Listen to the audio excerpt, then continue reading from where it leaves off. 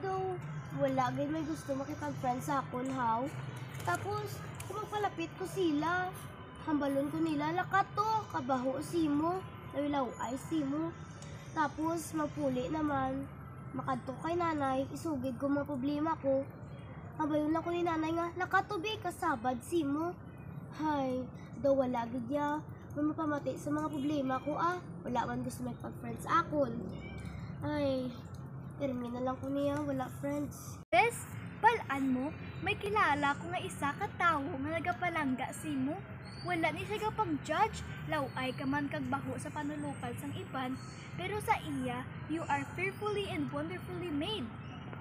Kag ara gid ni siya sa always sa tupad mo, willing ni siya magpamati sa mga problema mo. Si Jesus na siya bes, yung sacrifice na iya life para sa aton. Kag kung gusto mo, upod ka simba sa akon para dungan ta nga kilalahon siya.